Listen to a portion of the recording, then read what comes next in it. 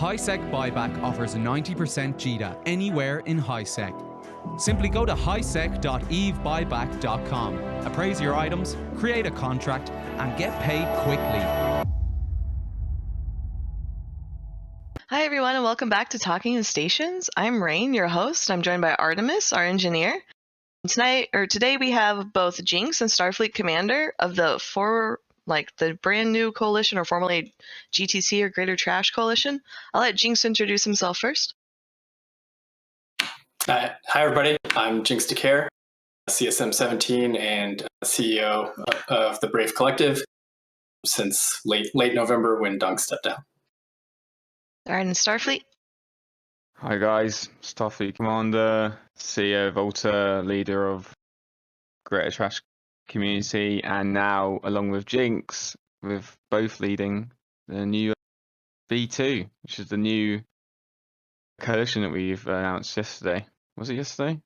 Was it the day before that? Was it yesterday? No, it was Friday. Yeah. Oh god, days. I don't understand time. It's only been 2 days. It's okay. Time is strange. Yeah, works in mysterious ways. So what does B2 stand for?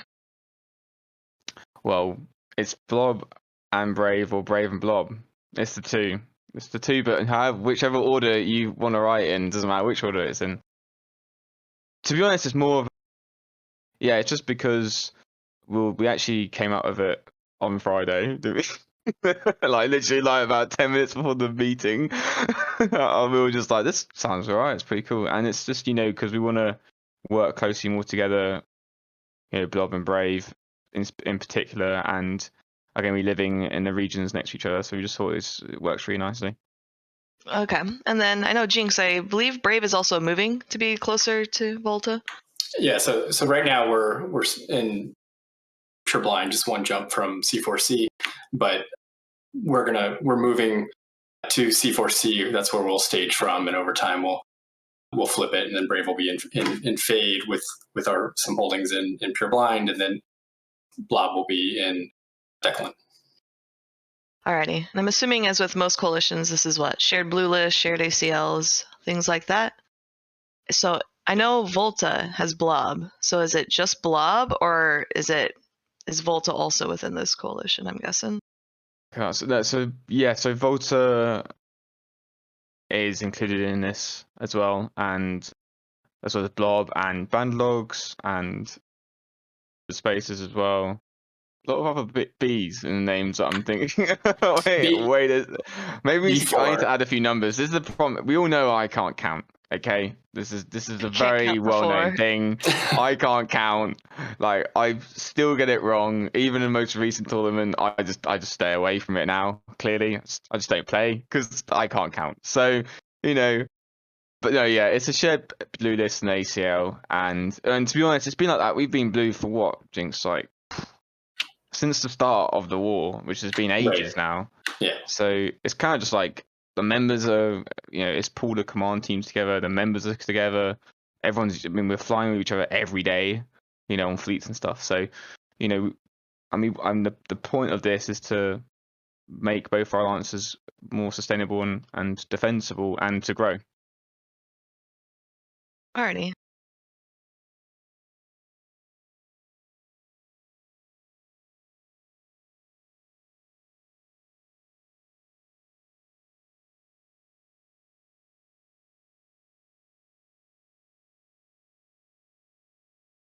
Starfleet. So I can answer because obviously, cute cat. I love a cat. By the way, Rahne. Bandlogs, so when we arrived here, which is now 2 years ago now, we actually were at war with them against the people that used to live here before Volta came here and took all the space. It was RHP, rest in peace, and Bandlogs that owned, and there's another alliance. They were green. I can't remember. They were somewhere, and then we kicked them all out, and we had a great fight against Bandlogs and Hanzo, who really put up a massive fight and did a lot of time zone tanking, but we laughed it for a bit and got them out. But over the course of a year, Bandlogs just lived in Pure Blind, and then Winter Coast started dropping all these Keep Stars and Fortizars and Pureblind, and then we started getting contact with Bandlogs, and they sort of officially joined the coalition. And ever since then, they've been great allies to work with. And they were, as I said in the meeting on Friday, the SOTA, they were fully. Fish was like, he knew about the whole thing with Jinx. We were talking about it, and he was very much involved as well. We keep, for our allies and stuff, but they're really good allies, and I really appreciate them. So we'd made sure that they get what they want, and I asked them what they want, and we're gonna sort them out. So they're gonna be staying part of B2 as well. Yeah, they're great enemies. We had a ton of fights with them over some of their space when we were first moving into Pureblind, and they've been great allies for the last months. So we're looking forward to continue working with them. All right, that's awesome to hear. And Artemis, I don't know if you saw chat. Apparently they can't hear you, but they can hear the rest of us. So pulling a Matterall, I guess, or Muterall. I know, Jinx, you've recently mentioned you took over as CEO. How's that transition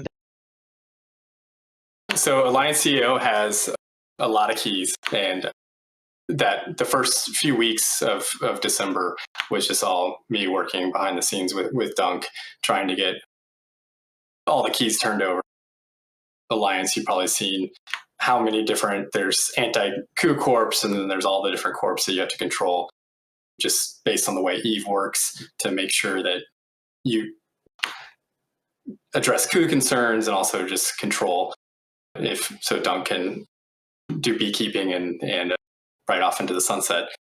So we spent a lot of time on that. There's still more things to do. As you can imagine, big alliances have a lot of real life operations, comm servers and things like that. So still ongoing, but the bulk of the end game has all been done. And so that was good. Then that's kind of like the mechanical part of it.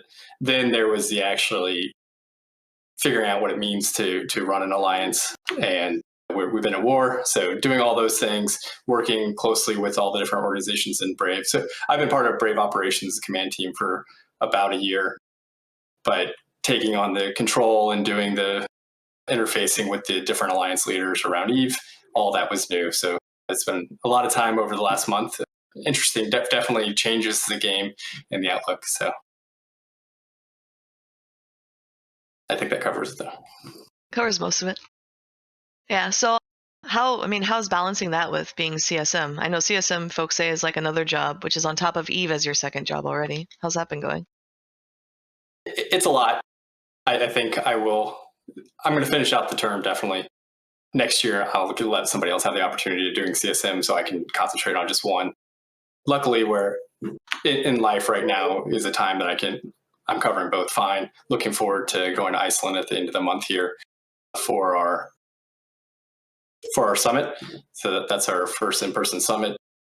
I'm going to be talking, they have a lot to show us. I'm going to be talking to them about alliance income and corporation income, and also just operations, like how it physically works and how bad it is to physically run a corporation or alliance in game. It's not a lot of tools. So looking forward to working with them on that. No, that sounds good. I'm glad somebody's talking to them about that. I feel like the corporate UI just in game is so archaic, it's almost impossible to figure out. Yeah. And you'll if you saw the post on Friday from them, I think it was the first public place that they acknowledged corporation and alliance income and trying to improve that. So when they've been adding different income streams to players over the years, they haven't. Routing tax is still pretty much the only thing that you can directly draw from your members, and so they acknowledge that, and we'll see what they come up with. Yeah, I'm excited to see it. And so, part of being new CEO, what's the biggest challenge you think you've faced so far? Well, one is all the things I used to do and getting people in place to cover those things. So we've worked with a lot of people in Brave, changing up the leadership structure a little bit, putting new people in, convincing people to step up. So that's probably the biggest thing. Alrighty, and then what's the biggest thing you're proud of? I mean, getting here, like I've been part of Brave almost since it started, but then I was AFK for a few years. So February of 2013, about a few weeks after Brave started, I played a ton and then had to step away from the game for real life. Came back for 3 years and came back and decided, I really wanted to help Brave. This is part of my gameplay. I joined the dojo and just kept on stepping up when needed for Brave, including really what got me to widen from the dojo was when we were in the war in Delve. Initiative was pressing into impasse, and I helped evacuate everybody from there into period bases. And then, of course, now we've been all over the map. But all of the things I'm proud of. I did the Anger Games and jammed out at Antana.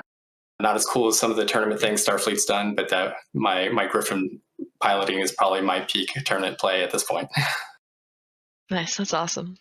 No, that's really good to hear. It sounds like you've had a good journey with Brave, and Brave's still going strong. And so, talked a lot about Brave, but Starfleet, what's next for Volta? And I guess B2 in general for you both. You guys are moving and positioning on the map, but you still have enemies, I think, on both sides, Fraternity and at least Initiative. Everyone's our enemies at this point. Yeah, I mean, this move is just to more strengthen ourselves and our position in nullsec, really. That is the base of the point, and everyone in GTC Command, when we told the CEOs, was on board with it and understood why. This makes sense.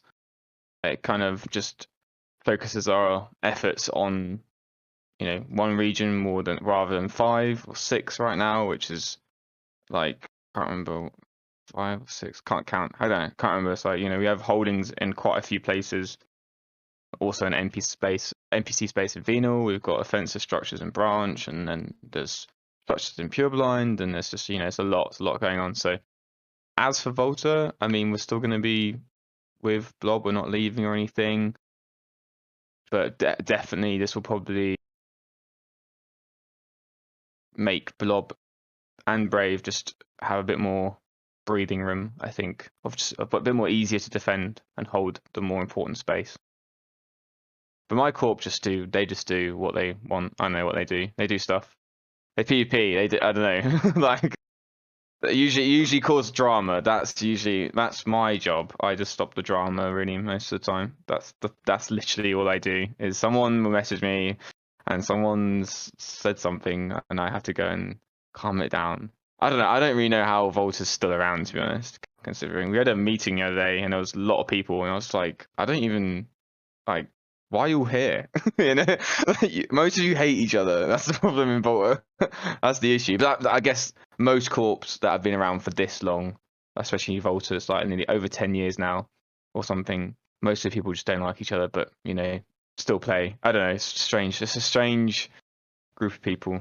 But Blob is definitely come a long way over 2 years. And when we had the SOTA, I said that to everybody. We started. It was a very small alliance of like 20-man comrants coming to our original timers against Bandlogs, and now they're doing 92 like tier 5s in a fleet, and 150 or 200 members in fleet. It's impressive, and I want to keep that going. So I'm not going to stop. FCing for Blob or B2. I'm going to keep going and keep supporting the the build up and the growth. Alrighty, thank you. And then so just for folks in chat and then kind of myself, I kind of know the difference, but I know it in probably not so nice terms. But what's the difference between Blob and Volta? To be honest, like at the beginning, like the start of Blob, just so everyone knows, like it was never a Renter alliance. There's another alliance that is a Renter alliance. It's just a separate alliance, which we're closing, by the way, if anyone didn't know. We're closing our rental program slowly over a couple of months, purely because like I don't really like the idea of renting. I think it's not good for the game, so we are getting rid of that. But Blob was originally just a fun new bro, just kind of like Brave. It doesn't really matter. At the beginning, it didn't really matter if you died. It's more about just like having good fun and just obviously build it up to the point where it could actually like sustain itself. and it's sort of moved away from it being that new bro alliance now, and we are changing the direction into making it more into like, you know, a nullsec alliance that is able to defend itself and have capital fleet and have, you know, doctrines and stuff, which is what we're heading towards.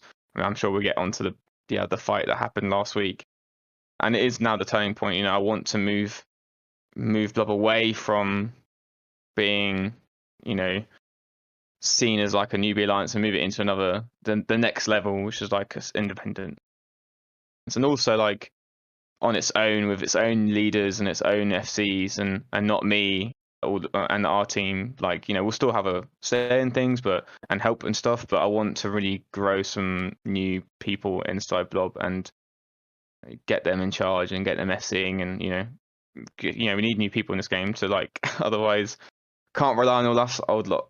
You know, so yeah, it's just just to get some new content, and for, you know, it seems to be working. So No, that's awesome. So I'm gonna switch to Jinx. Question from chat. They're asking, what will happen to the High-Sec Island? I'm assuming that's in reference to Brave Empire and their space in High-Sec. Yes. So they're in Oishami, which is no plans to move it, but if Brave Empire, if we find a better place, we can. But the island there is nice because anyone who wants to come to it has to go through low-sec. So that kind of provides its own protection. But that's for Brave members on their alts or whatever to mine ice and high-sec moons and stuff. A lot of people, I've done that. A lot of people enjoy this. So no plans, but there is a Brave Empire leadership team, and if they find a better spot that's better for Fade, we'll let them do that. And the Empire also maintains a staging in the kind of the center of the galaxy, away from all the craziness in Lone Trek and Jita area. So that's good thoughts. I guess the question too then, so we have Volta and Blob, and then you have Brave, and then apparently Brave Empire, some of all these alt corps. Are these included with the coalition and everything? Yeah, that's shares the standings. okay. Yeah, we currently are blue to like just, you know, the high-sec stuff, and we have a high-sec alliance as well for Blob, and yeah, it wouldn't make sense not to, you know. It's really not that many blues, like it's really not, and you know, like, and our influence and projection will be like shifted as well. So Pure Blind will probably become more open. I reckon some people will probably move in. I don't know. So what happens if you sort of vacate it a tiny bit. But compared to other blue lists in this game, we're pretty small. I think. Oh, for sure. Yeah, I think we're pretty small compared to some other massive blocks in this game that have nothing better to do at the moment. So I guess that's a good question though. Like, what's the future for B2 then? Like, what's the plan? I know you said you're gonna turtle up, kind of support each other. What happens when you start, I don't know, more people wanting in? Like, I know there was the joke earlier before stream about Test or someone like that. What happens when other folks say, hey, I want what you guys have, can I join? I think Test is taking Declan Starfleet. That's the last I heard. is it? Well, then they went to faction warfare, so We'll have to be careful about that then. To be honest, I mean, for me on the Blob side of things, and I really just want to focus on Blob. Really, I don't. If more alliances, you know, it'll be difficult for me and for us, I think, to like put alliances in. I mean, there could be some places, but I want to focus on Blob and just grow Blob. That's the main thing. It's like, and that's what I'm hammering down to my members. It's like, we need to focus on ourselves and get ourselves into a position where we can actually effectively defend our territory and, you know, project as well. We are right next to a massive coalition, obviously Winter Coalition, who time zone tank. So obviously there's those challenges as well, and they can fight in that time zone with pretty much impunity. I don't think anyone in this game. I mean, the game probably could deal with them, but they are a problem for, I think, for the game. Like you know, if all their people live in China or in that time zone, it's really hard to do any sort of offensive capabilities against them. So, but maybe in the future we'll get strong enough and we can actually contest them in their time zone. That would be awesome. That's what I kind of want to head towards. Yeah, the war against Fraternity is not over. It'll be a continuous stalemate until someone, I don't know, I don't know, something happens. Well, Hanzo's here now, so maybe he'll want to fight. I don't know. BJK never fights, so like, you know, like that man does not want to fight at all. So yeah, and you were asking if like more people want to come. Really, the idea for Brave and Blob is vertical. You see other alliances do that in the game. You can put a lot of people into a region, and so just focusing on Fade for Brave, focusing on Brave for Fade for home, and then Pure Blind as our front yard playground. Yeah, other people can run around in your playground, but that'll be our front yard. Alrighty, no, that sounds good. I did get a question from chat, especially for you, Jinx. So I know when Brave left Legacy, the comments were around growing and being independent. So what happened to that? Because I know there was a pause period or a time where you guys weren't in a coalition, and now you are again. Any thoughts? So, I mean, some of that is realities. We always had friends. Dunk always said that, you know, there's a thing about being independent, and and then you have to have friends. When a coalition like Fraternity decided that they wanted all this space and asked us to step aside, we said no. And by saying no, we stepped side by side with GTC at the time. And since then, we've been working together closely, and calling it B2 just kind of formalizes that. So we are doing our best to. We have friends, and we want to recognize this relationship. So Ithaca's just messaging me that he sees my map. It's very nice. So yes, we're not fully independent. We're in a coalition with B2, but being in this coalition, we still have a lot of freedom that we were looking for in terms of being in the room when the decisions are made and deciding how things are happening. I know, that's good to know. also, I think as well, just quickly as well, like I think like when Dunk came here and talked to me about that and said like being independent, and I was like absolutely okay, not a problem. And then obviously when Winterco, you know, Brave had to make a choice when Winterco attacked us, either stand with us and get in basically a coalition with us against Fraternity, or step aside and become Winterco pets. That was pretty much his decision, because if we're not there, then Winterco moves into Deck and Fade, and they live in Pure Blind, but basically at the whim of Norris.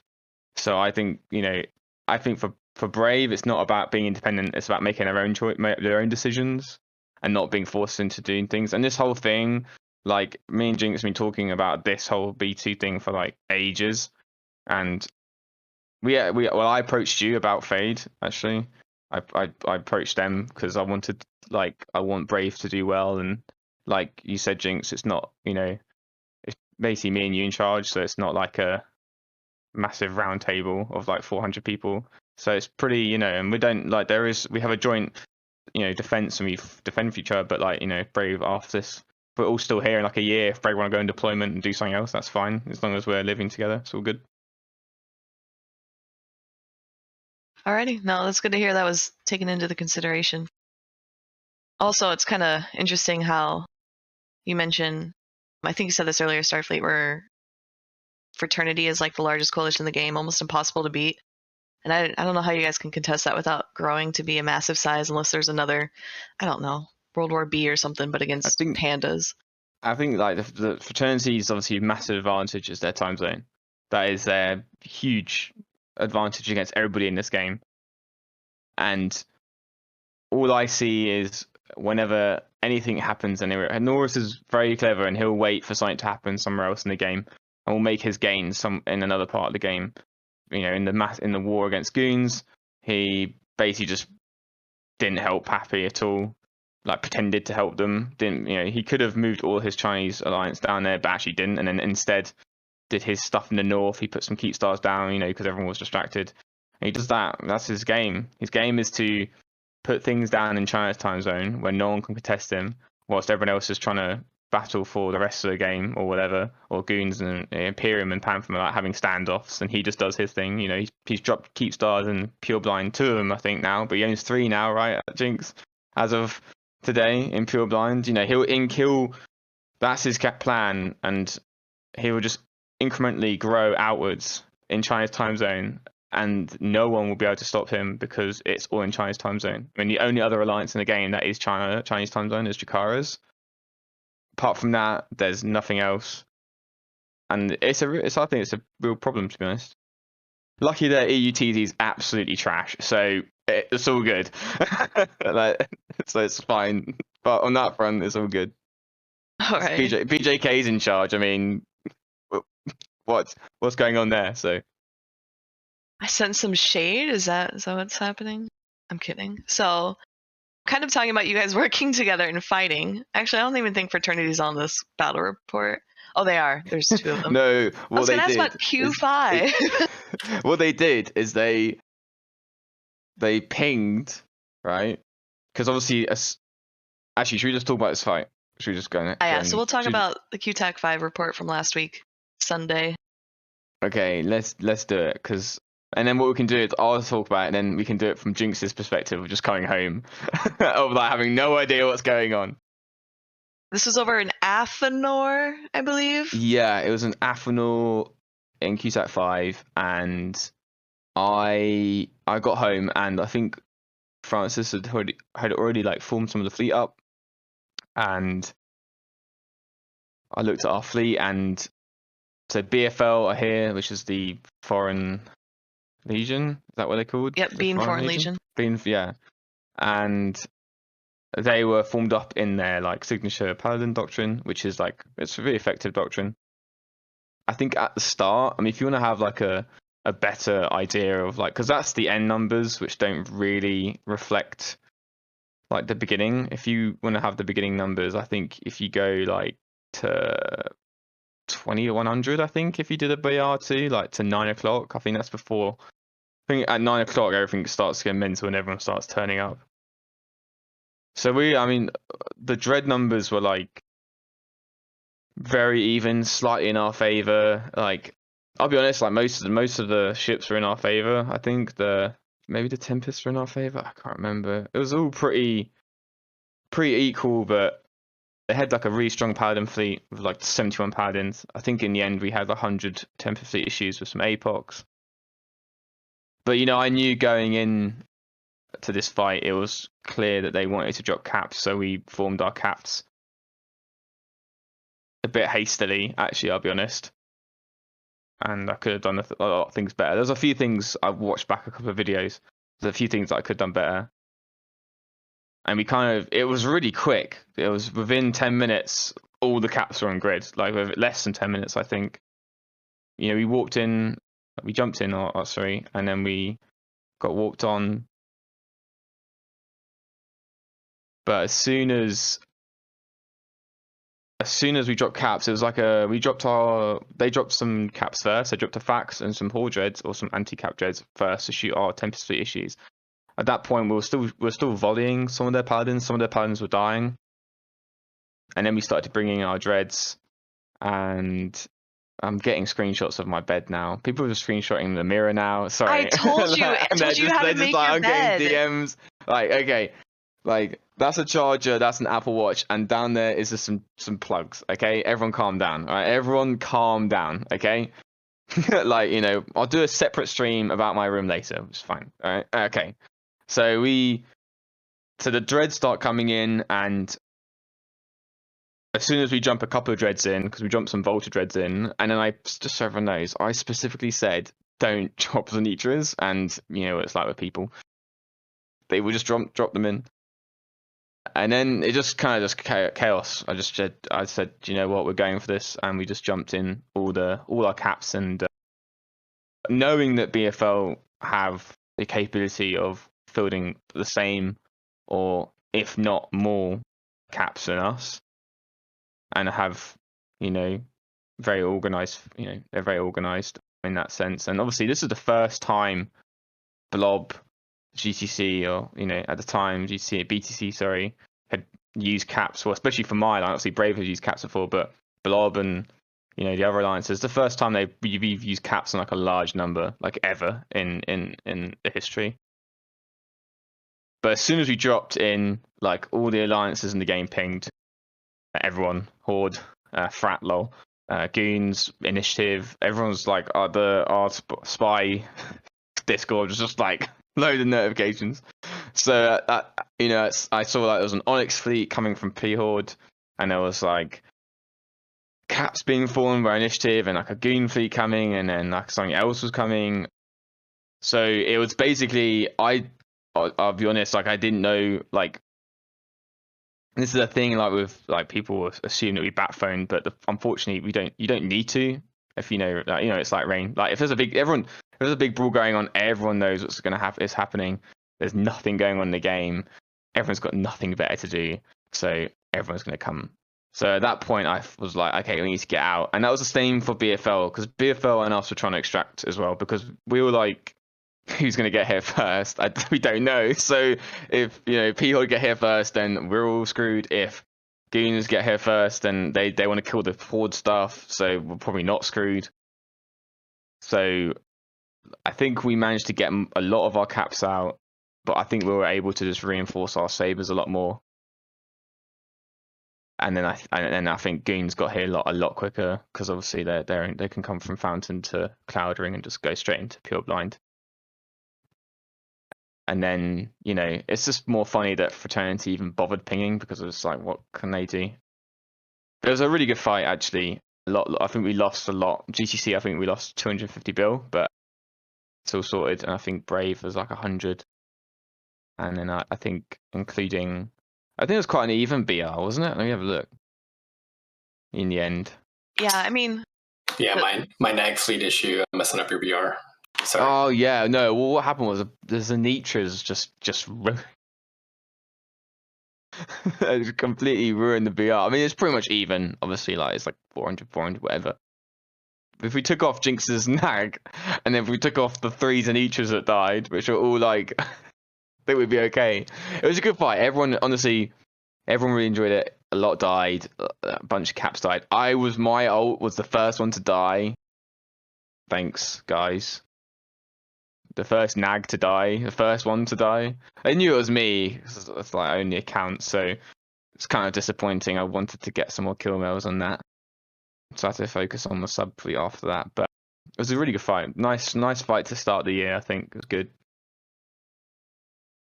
I was gonna say, Jinx, you said you were there but didn't have a lot. I heard you say your fleet issue, your nag fleet issue. So dojo compliance officer. If you look at Brave, I was top damage and 10 bill of the loss. So my story for this is my phone's blowing up and I'm out of the house, and I get back thinking it's going to be all over, and then there was a ping that there's a Sino up. I log in, no comms or anything, get into the Dread fleet, make sure I'm not in my Titan pod, jump in the nag, CCs, undock, jump. Wait, maybe I think I had to, there was bubbles on the Keep Star, so I had to get in the Keep, blow up the bubble, and then I jumped right in blind.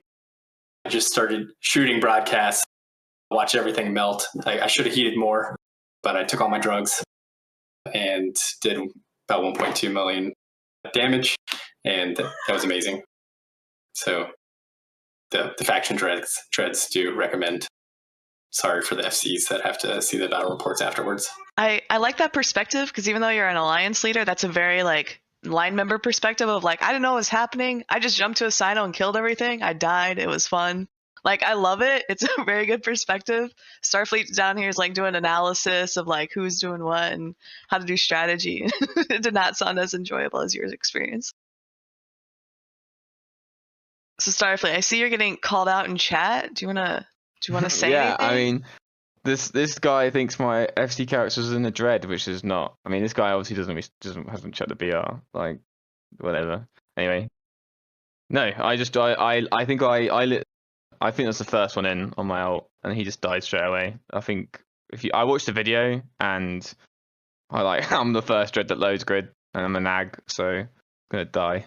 Rest in peace. But it was a good fight. I mean, I really enjoyed that brawl. I mean, we lost a lot, and everyone lost a lot. I mean, it could have gone either way if whatever support fleet got hit there first. I mean, it could have lost all our dreads if they got there first. Could have, So like it's just one of those situations. And the thing is like both sides know that committing these dreads or committing to this amount will just emit a response from all the mega blots to turn up. So I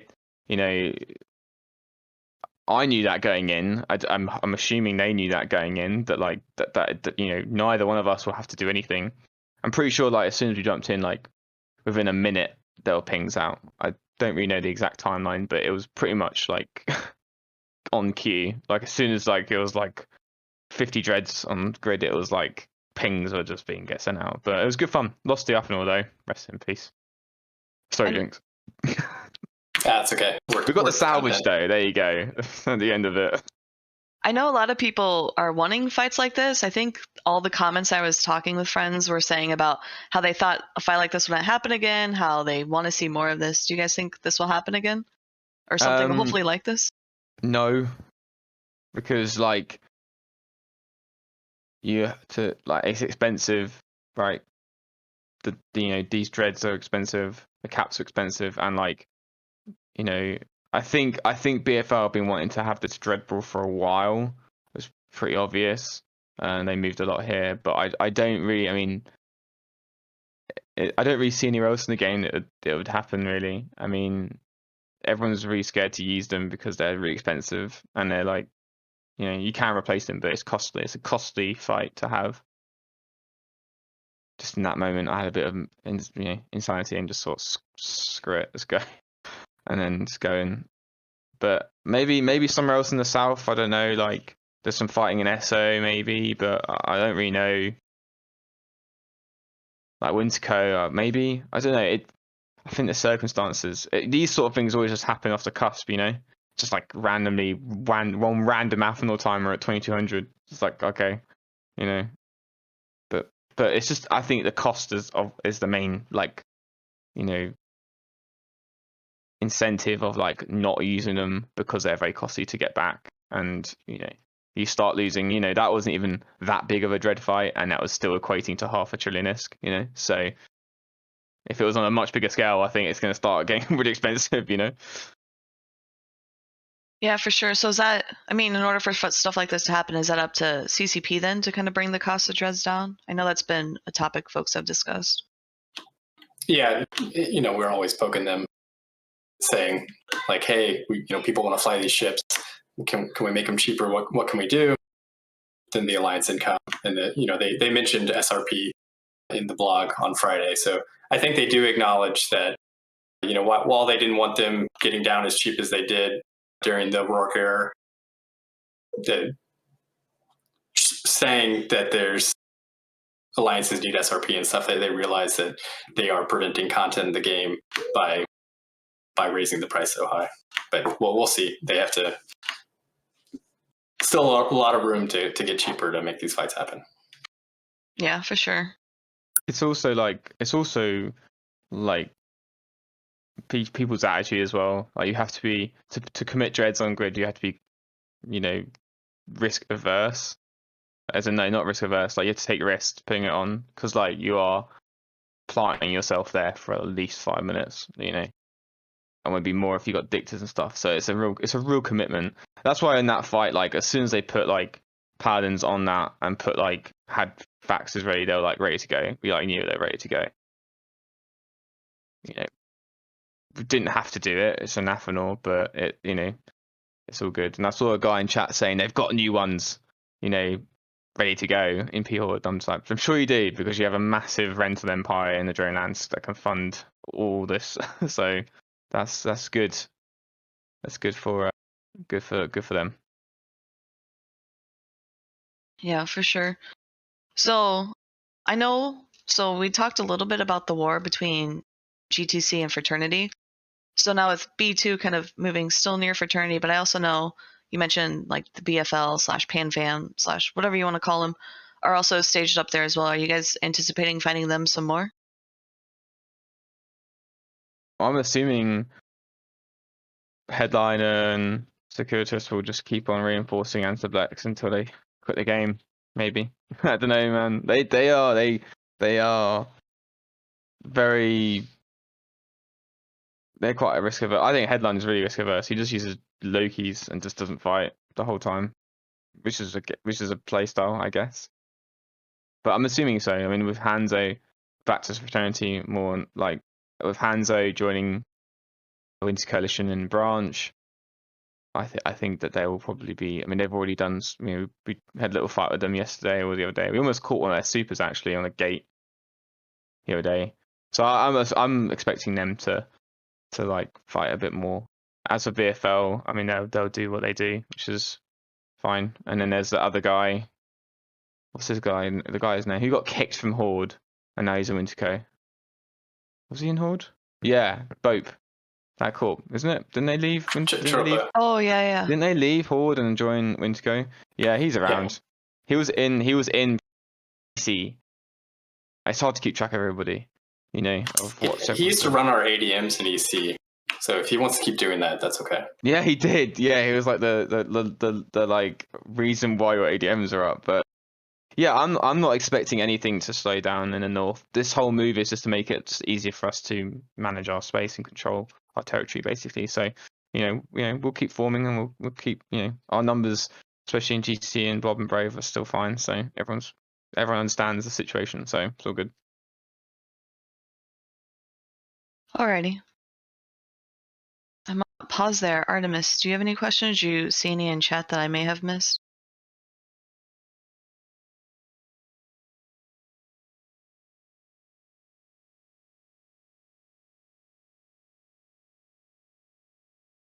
Or that I've got copium apparently. You should tell that to BJK when he was like, I saw a screenshot of him talking or something, and it was like egos or something, and then his like Discord on his like the description on Discord is like frat Winterco FC main FC XPL X Horde X all this. It's just like, all right mate, calm down. Chill. Like I don't think that there's, because copium's a new thing. I think that everyone in every side will just spin, and they'll spin, Horde will spin. If they get blobbed, they'll spin. If they blob, they'll spin. It doesn't matter who wins. Everyone's gonna have just their own spin on everything, right? It's just it's the copium game, and everyone's having it, and everyone's doing it. Everyone's having copium, just different amounts, depending on what day it is. That's why we play. Propaganda. It's why we play, exactly. Yeah. It's why we play. Everyone, as soon as you go on Reddit, you're copiuming, basically. That's basically it. Like you're already taking it when you read Reddit, especially on Mondays. We're just looking for our dopium hit, and if that's the copium form, that's fine. We need an alliance. We just change our alliance to copium. That's what we need. That's what we need to do. Like Then there's no numbers to get confused about. It's perfect for you. It doesn't matter if you win or lose. We're gonna put a number no matter what. We have to do a number, and I'll get it wrong. So good.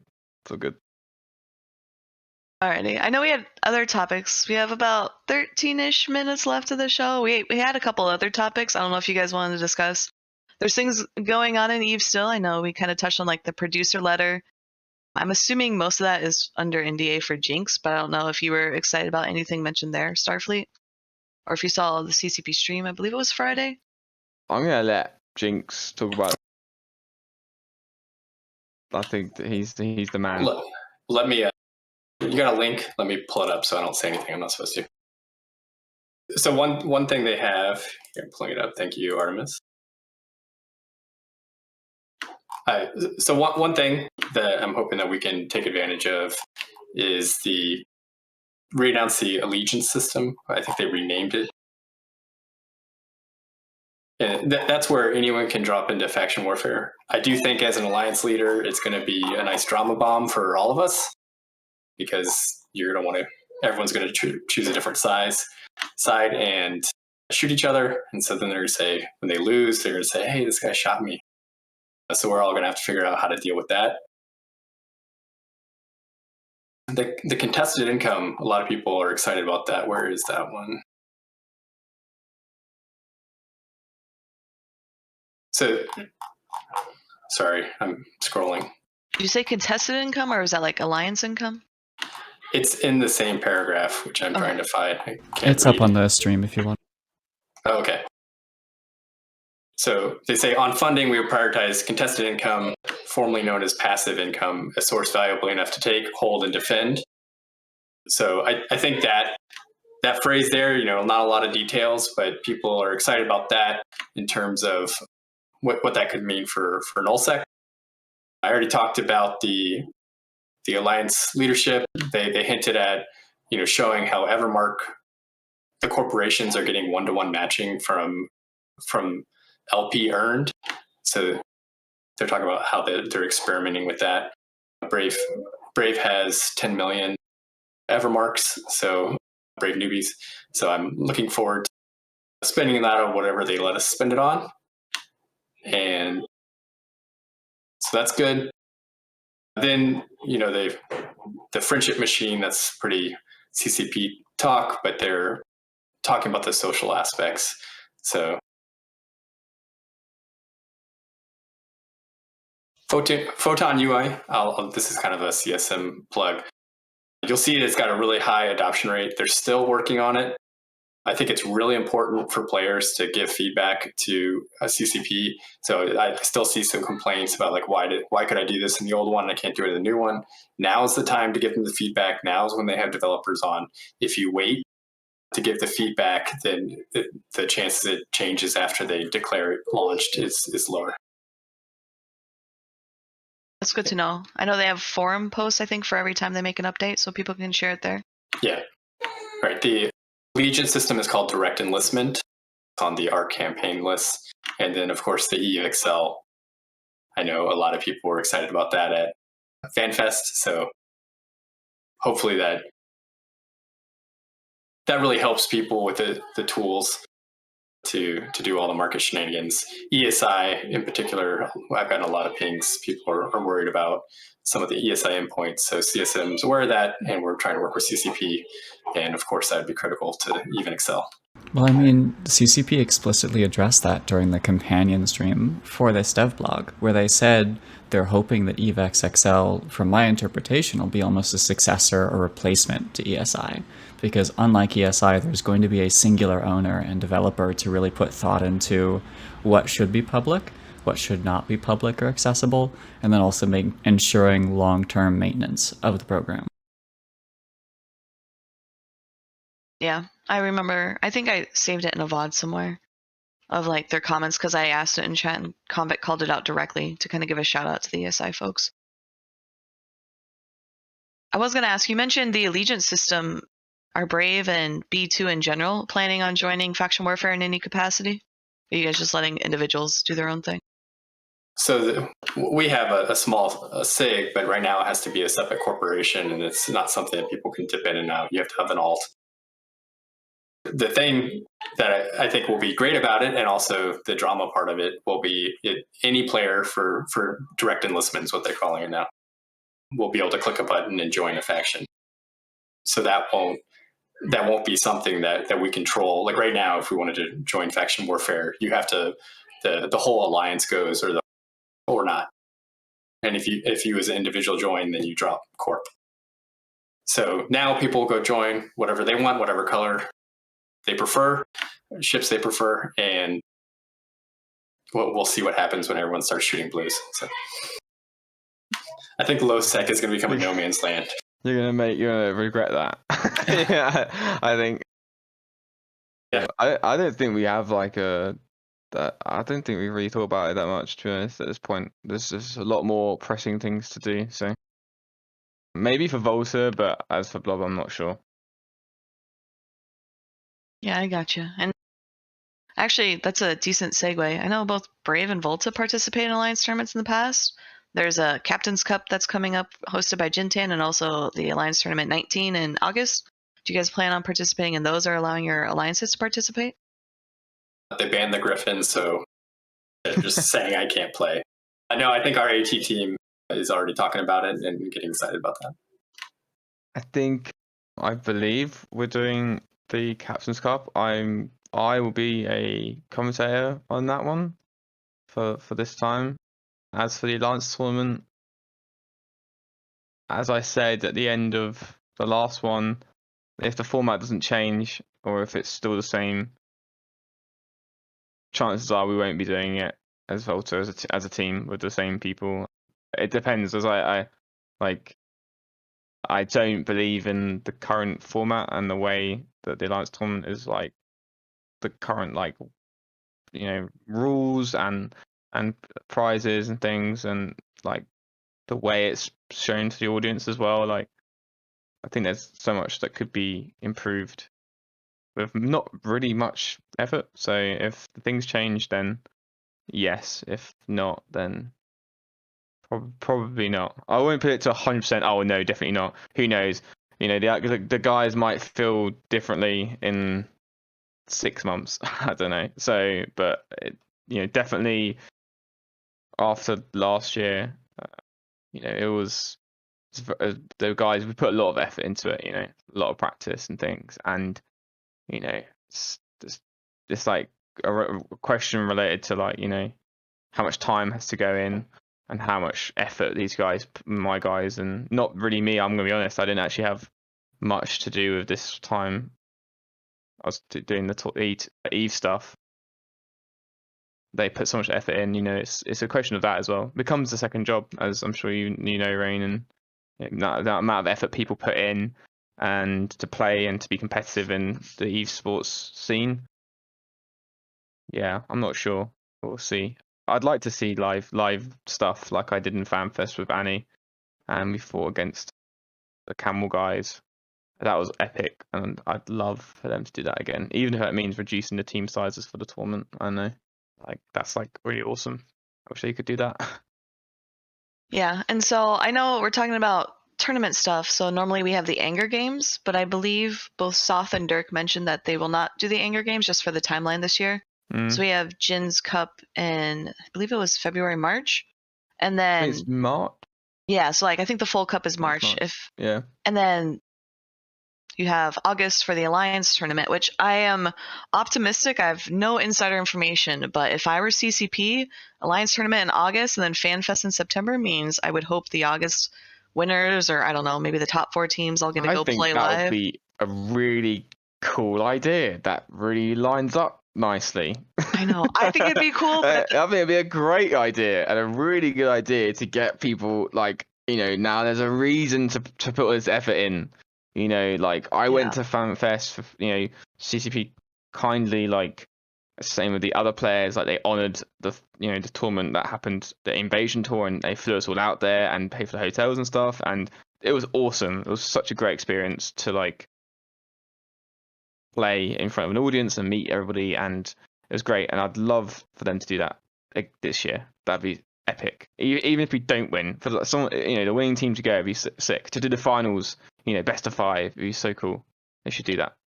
Yeah, so I'm hoping they do that. And I know Soth and Dirk mentioned no Anger Games, so usually we see the Anger Games, which I think is kind of a really good, I see it as a quote unquote, a sort of not easy, but a sort of low risk, high reward way of getting into a tournament if you've never done tournaments. So I'm kind of sad about that. So I think the AG 2 years ago when we did it, I think that was and I was actually playing a lot in that one and throwing for Annie and everybody. That was a really fun tournament because I think it was one of the funnest. Was that the Alliance Open? Was it? Oh, was the Open? Was the Open? Because they didn't have the AT. That's the one I flew the Griffin in. So. Oh, okay. Shoot. Okay. But I mean, it was run by the Anger Game guys. So. Was it? Because I can't remember. I don't know. There's too many tournaments. I can't remember which ones. Which. But that one was really fun because it was I think most of the even the major teams didn't take it too seriously. Especially we didn't as well. We didn't go massively into it. I think that was just so much more. It was such a nice tournament. I don't know. Everyone just kind of really had a good time in that one. Whereas last year it was just everyone's doing 5 practices a week, and you can't go outside, and you need to do crafting. There's a lot. Yeah. So Alliance Open was hosted by Even T by Ithaca Hawk, and then so Dirk and Soth. I think there's 5 or 6 Anger Games, and they've done all of them, and that includes the ones they used to be an internal tournament just to Imperium, and they were like, "This is so much fun. We should invite normie people to do this." So that's what they did. Sorry, Ithaca. I knew that. It's funny. He just likes getting mad about it. In Oh, chat. I It's think he's okay. getting annoyed. Oh, No. God. I bought And the so- poster. He's getting annoyed. Quick duck. Quick. And then yeah. So Jin has done tournaments in the past. I know he did one with Streamfleet, and then God, I feel like it was like 4 years ago. So I don't even know what the title was. And now he's doing the Tournament Cup, which has, like you said, Starfleet. You're a commentator. I think it had input from other teams and captains and folks who had run stuff in the past. So nothing lacking in the tournament scene right now. But hopefully we've got Misty as well, commentating, and Dexter as well. So like some really, really knowledgeable people, like that know a lot about EVE Online. I'm not talking about myself. I'm talking about them too. They're very knowledgeable at mechanics and stuff. So it'd be good casting team. I think so. Yeah, I'm really looking forward to it. Yeah. It's 66 as well, isn't it? It's 66. Yes. 66? 66 people? 6v6. Oh, 6v6. 6 versus Oh, 6, yeah. I'm a referee, so I don't read the rules. I just make sure people don't have trash in their cargo or whatever. Fair enough. Yeah. I need to know the rules, and everything. The problem is, I need to do math as well, make sure everything adds up. Okay. I was gonna say, when you read the rules though, like stuff gets confusing because you're like, okay, these drones are allowed, and then these drones aren't, and then you go to the next tournament, and you're like, fuck, which drones are allowed? It gets so confusing after a while if you don't study and practice. A couple of times in practice last year, that happens a lot. People bring the wrong drones because, like me, I'd come to training and and then I just put in like some drones, and then Theron has a go at me, putting the wrong drones in practice, but it doesn't really, You wipe the other team, and they're like, "You have T2 drones." Yeah, or you turn up to a match with too many ships of the same type. They completely disqualified. No, I'm not even joking. By mistake, like it was not even like I think there's a video of like when we won, and someone was just like we have 4 ships or something, and I was just like, I think I swore a lot. I just I remember that. That was really. I can't remember what happened after that. Did we redo the match, or did they just take the win? I think you just get disqualified. I'm pretty sure. It was No, a we still 4 played it. destroyer. We still did you redo? No, I don't think we redo. I think we went to the losers bracket. I think we just lost the game.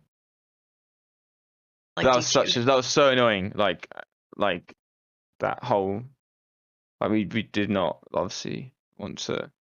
Yeah, we're put to losers, as Theron says. Yeah, was that open, Theron? When was that?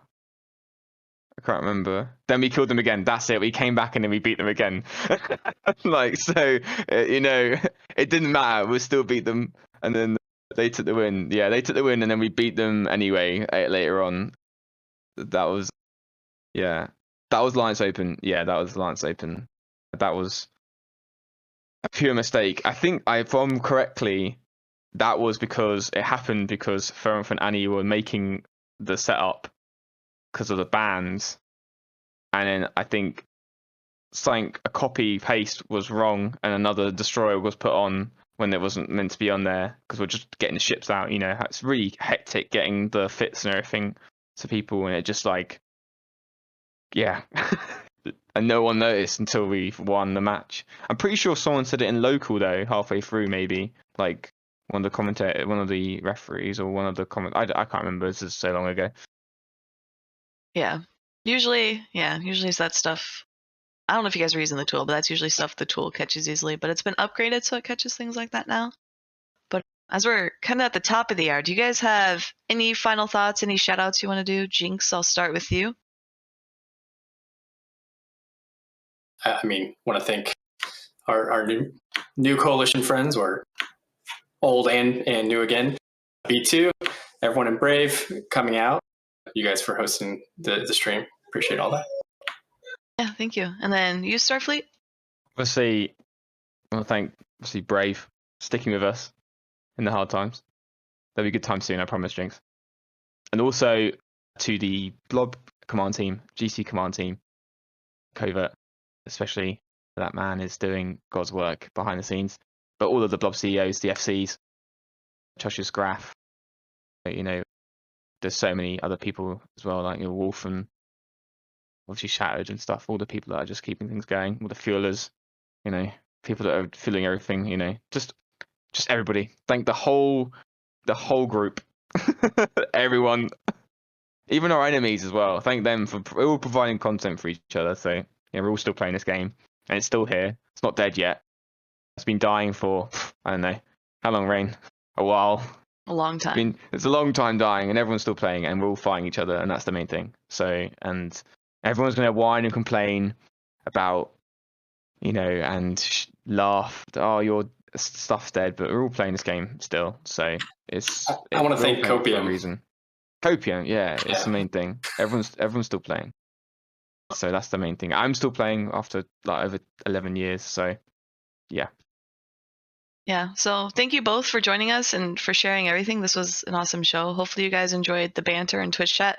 Shout out to Twitch chat for being civil. Normally we gotta kind of moderate when folks come in, but you guys did really well talking This is trash. civil. I'm joking. Yeah, so like there was no like threats, like everyone used in-game banter. Like I loved it. It was great. You guys are good. Keep it up.